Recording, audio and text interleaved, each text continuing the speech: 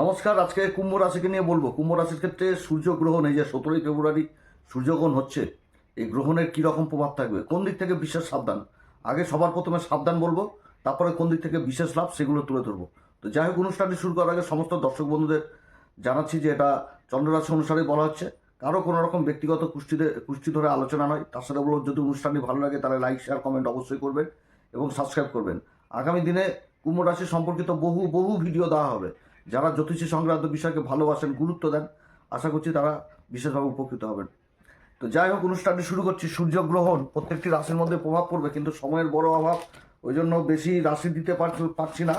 এর আগে মকর সম্বন্ধে বলেছি, তো যেহেতু শনিদেবের রাশি, আমার প্রিয় প্রভু শনিদেব, তার রাশি, এবার সূর্যগ্রহণ সম্বন্ধে অবশ্যই এই দুটি রাশি, কুম্ভ রাশিকে অবশ্যই সচেতন করা উচিত। কুম্ভ রাশিকে, কারণ রাশির উপরেই কিন্তু গ্রহণটা হচ্ছে। সব থেকে বড় জিনিস হচ্ছে রাশির উপরে। এই গ্রহণটা বিশেষভাবে ইফেক্ট হবে কাদের? যাদের জন্মকুষ্ঠিতে গ্রহণযোগ রয়েছে, যাদের জন্মকুষ্ঠিতে রাহুর দশা চলছে, সূর্যের অন্তর্দশা, সূর্যের মহাদশা চলছে, বা রাহুর অন্তর্দশা চলছে, বা সূর্য রাহুর নক্ষত্রে অবস্থান করছে, বা রাহুর দৃষ্টি পড়ছে। সূর্য মোট কথা পীড়িত অবস্থায় রয়েছে।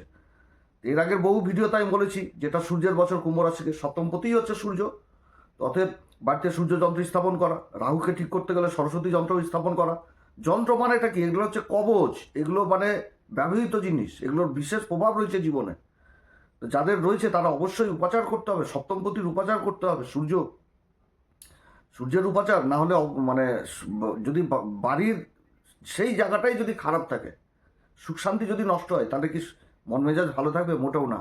তো সূর্য সেই কিন্তু সপ্তম, অর্থাৎ আপনার এগেনস্ট, আপনার বিপরীত, আপনার পার্টনার, সেই জিনিসটাকে কিন্তু ইঙ্গিত করছে।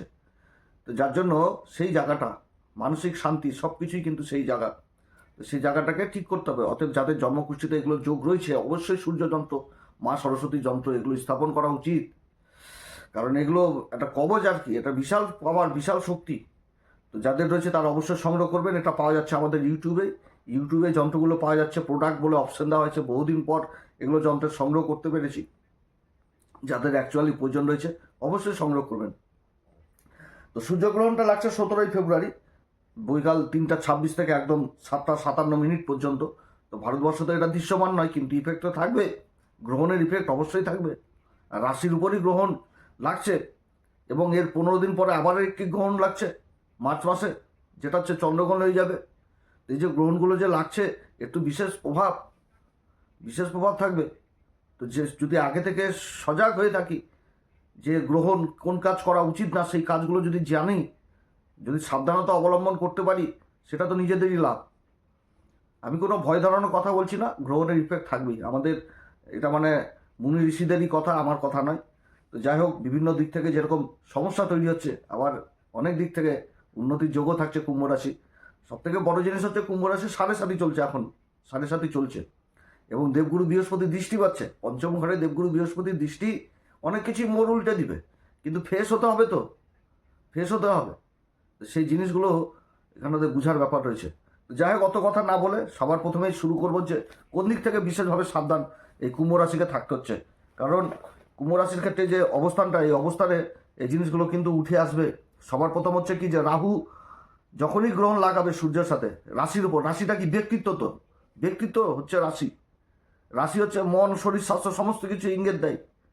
রাশিরতেই গ্রহণ লেগে যাচ্ছে, তাহলে কি হবে? মানসিক অস্থিরতা তৈরি হয়ে যাবে এখানটাতে, মানসিক দিক বিভ্রান্ত হবে, বিভ্রান্তের পরিবেশ তৈরি হয়ে যাবে, এগুলো দিক অস্থির হয়ে যাবে। ভ্রম জিনিসটা বিশেষ করে কাজ করবে, ডিসিশন ভুল নিয়ে নেবে।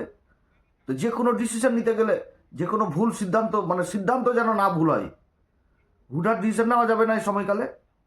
অভিজ্ঞ লোকের পরামর্শ নিতে হবে, ভালো লোক, যেটা জানেন না, আপনি জানেনই না অথচ ডিসিশন নিয়ে ফেলেন আইডিয়া বশত, এগুলো করলে চলবে না। বা কারোর হুজুকে পরে ডিসিশন নিয়ে নিলেন, সেগুলোও চলবে না।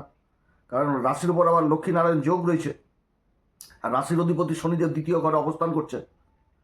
তো কারো মুখের কথাতে কিন্তু চলবে না। ডিসিশন নিতে গেলে অভিজ্ঞ লোকের পরামর্শ নিয়ে ডিসিশন নিতে হবে, কিংবা এই সময়কালে কোনো ডিসিশন, যেটা হয়তো খুব গুরুত্বপূর্ণ ডিসিশন, নেওয়া উচিত না।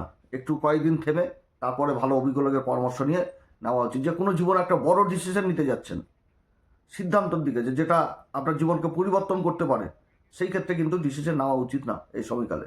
এবং তার সাথে কি, যে অহংকার বোধ, সম্পর্কজনিত সম্পর্কের দিকে কোনো অহংকার, এগুলো দিক কিন্তু এই সময়কালে উঠে আসবে।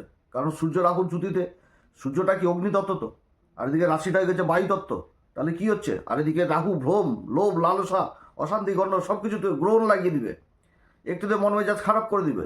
তো সম্পর্কের জায়গাটাতে বিশেষভাবে খেয়াল রাখতে হবে এই সময়কালে, যে নিজেদের সম্পর্ক, পার্টনারশিপে যারা ব্যবসা বাণিজ্য করছেন, দাম্পত্য জীবনে অহংকার বোধ, নিজের একটা যে আমারই কথা শুনতে হবে, সব কিছু আমার জিনিসকে বেশি প্রাধান্য দিতে হবে, তাহলে অশান্তি গণ্ডগোল লাগবে এই জিনিসগুলো। এবং ব্যক্তিত্ব, যে কোনো কাগজপত্র ছাড়া, মানে কাউকে মুখের কথা বলে দিলাম অফিস কাছারিতে কাজকর্মের দিকে, তাহলে কিন্তু অসুবিধায় পড়তে হবে। যে কোনো দিকে ডকুমেন্টেন্সিকে বিশেষভাবে গুরুত্ব দিতে হবে, যে কোনো দিকে, বিশেষ করে নিজের কর্মক্ষেত্রে, না তো ওটাই কিন্তু ভুল সিদ্ধান্ত হয়ে যাবে।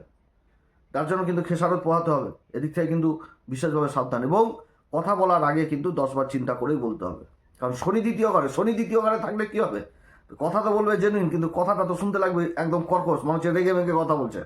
তারপর সূর্য আর এই রাহুর জ্যোতি ব্যক্তিত্বটাকে আরও গরমিল করে দিবে। কথা বলবে, সত্যি কথা বলবে, ন্যায় প্রিয় কথা বলবে, কিন্তু সামনের ব্যক্তি ভাবে যে ঝগড়াই করছে, অশান্তি করছে আমার সাথে, কিংবা আমাকে ছোট করছে, নেগলেক্ট করছে। তো এই কথার দিক থেকে কিন্তু বিশেষভাবে সাবধান, যে হওয়া কাজ নিজের কথার দরুন আটকে গেল, এগুলো কিন্তু হওয়ার সম্ভাবনা থাকছে। তো কথা বলতে গেলে যেরকম চিন্তা ভাবনা করে বলা উচিত, সেরকম ভেবে চিন্তে কিন্তু বলা উচিত, যে ভালো কথাও কিন্তু খারাপ লাগবে শুনতে, এগুলো হয়ে যাওয়ার।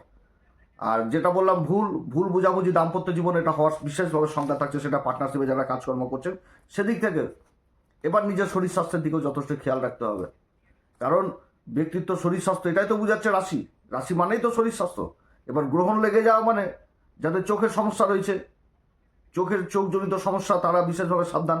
স্নায়ুজনিত সমস্যা, নার্ভের প্রবলেম যাদের রয়েছে, ত্বকজনিত সমস্যা, বুধ রয়েছে এখানটাতে, অনিদ্রা, এগুলো কিন্তু শরীরকে অসুস্থ করতে পারে। এবং অতিরিক্ত চিন্তাও কিন্তু চলে আসতে পারে, এদিক থেকে সাবধান। এবং লোভ লালসা মনের মধ্যে এমন হয়তো আসতে পারে যে যেখানটাতে আমার ইনভেস্ট করার প্রয়োজন না, সেখানটাতে লোভ বশত আমি ইনভেস্ট করে ফেললাম। এই যে ঝুঁকিপূর্ণ ইনভেস্ট, এদিক থেকে কিন্তু যথেষ্ট দূরে থাকতে হবে। ঝুঁকিপূর্ণ কোনো কাজ এই সময়কালে করা উচিত না। হঠাৎ কোনো বিনিয়োগ বা যে কোনো ঝুঁকিপূর্ণ সিদ্ধান্ত, এগুলো দিক থেকে বিশেষভাবে দূরে থাকতে হবে এই কুম্ভ রাশিকে, তাতে কিন্তু অসুবিধা ক্রিয়েট হবে। এবার কোন দিক থেকে ভালো হবে, শুধু যে গ্রহণ যোগটা হচ্ছে সেটাও না, এই সময়কালে লক্ষ্মীনারায়ণ যোগ হচ্ছে। তো সেই যোগের উপর দেবগুরু বৃহস্পতিরও দৃষ্টি, সূর্য বুধ শুক্রের এই জায়গাটায় আবার ওই গ্রহণ জগৎ তৈরি হচ্ছে। তো ব্যক্তিত্বের উপর কিন্তু মিশ্র প্রভাবও থাকবে, এগুলো তো মাইনাস দিক বললাম।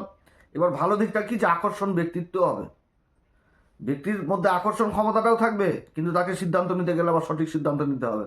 কিরকম ঘোর প্যাচ দিয়ে দিয়েছে, মানে সিদ্ধান্তের জায়গাটাও যথেষ্ট ভালো। কারণ লক্ষ্মীনারায়ণ যোগটাও রয়েছে, তো তারও তো কিছু প্রভাব থাকবে। যদি গ্রহণের প্রভাব থাকে, তাহলে তো এই যোগটারও প্রভাব থাকবে। আকর্ষণীয় ক্ষমতা থাকবে, আইন কাবের একাধিক রাস্তা থাকবে, শুধু ভেবে চিন্তে কাজ করতে হবে, ঠান্ডা মাথায় কাজ করতে হবে এই দিকটা। এবং এই সময়কালে মানে যে কথাবার্তা আপনাকে গুরুত্ব দিবে, কিন্তু আপনার কথাবার্তাকে গুরুত্ব দিবে না, আপনার ব্যক্তিত্বটাকে গুরুত্ব দিবে, এটা ঠিক। কিন্তু যখনই আপনি কথাটা বলতে যাবেন, সেই কথাটার গুরুত্ব থাকবে না, কারণ রেগে মেগেই হয়তো বলে দিলেন। সেই জায়গাটাও কিন্তু আপনাকে বুঝতে হবে এই সময়কালে। নেতৃত্ব দেওয়ার প্রভাব আপনার মধ্যে যথেষ্ট থাকবে, এবং এই গ্রহণ যে হচ্ছে, এটাও কিন্তু একটা ভালো সময়ের সূচনাও আপনাকে দিবে।